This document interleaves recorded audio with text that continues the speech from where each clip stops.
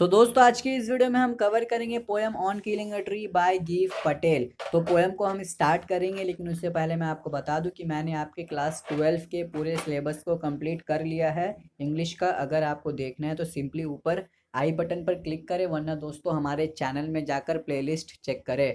इस पोयम में पोएट हमें बताते हैं कि ट्री को मारना यानी कि ट्री को ख़त्म करना आसान काम नहीं है। अगर आप ट्री को एक बार काट दोगे तो वो फिर से उग जाएगा।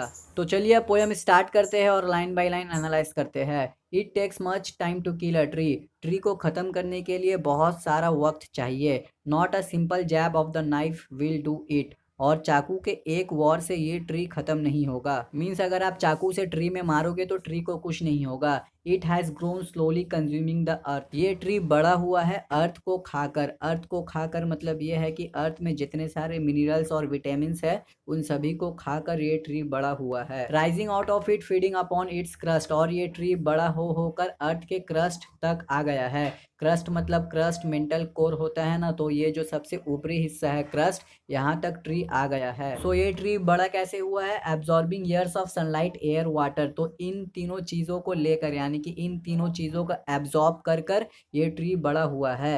And out of its leprous hide sprouting leaves. Leprous hide मतलब पेड़ की छाल। तो ये जो पेड़ की छाल है ये सनलाइट एयर और वाटर को एब्जॉर्ब कर कर कर स्प्राउटिंग लीव्स प्रोड्यूस करता है। मतलब कि लेप्रस हाइड सनलाइट एयर वाटर को एब्जॉर्ब करता है और वो पत्ते निकालता है। So hack and chop but this alone won't do it. तो अब तक पोएट ने कहा कि ये ट्री ये सभी चीज़ें को खाकर बड़ा हुआ है, यानी कि उन सभी चीज़ों को एब्जॉर्ब कर कर बड़ा हुआ है। यहाँ पर पोएट कहते हैं कि हैक और चॉप करने से भी आप ट्री को ख़त्म नहीं कर पाओगे।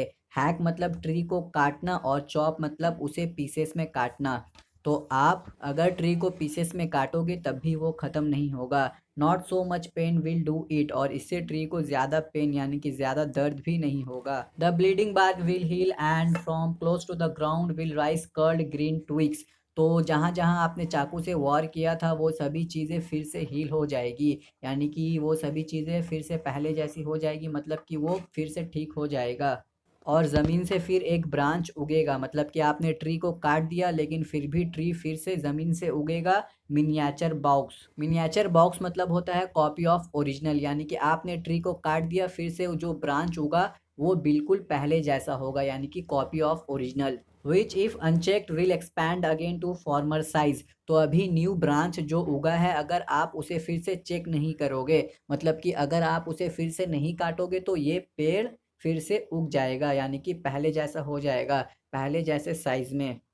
No the root is to be pulled out. तो अब पोइट कहते हैं नहीं नहीं, इन सभी चीज़ों से नहीं होगा। अगर आपको ट्री को ख़त्म करना है तो आपको ट्री के जड़ को निकाल कर फेंकना होगा आउट ऑफ द एंकरिंग अर्थ। ये जड़ कहाँ है? ये अर्थ के नीचे यानी कि ज़मीन के नीचे है। तो आपको ज़मीन के नीचे से इस रूट को निकाल कर फेंकना होगा। It is to be rope tied and pull out snapped out और pulled out entirely out from the earth cave. यहाँ पर कहा गया है कि आप कैसे निकाल सकते हो रूट को ज़मीन से। तो सबसे पहले आपको उस रूट को रस्सी से बांधना होगा और झटका देकर अपनी तरफ टानना होगा। सो ऐसे ही आप रूट को वहाँ से निकाल सकते हो। And the strength of the tree exposed. और अब जो उस रूट की क्षमता है उसे आपको ख़त्म करना होगा। The source white and wet the most sensitive hidden for years inside the earth.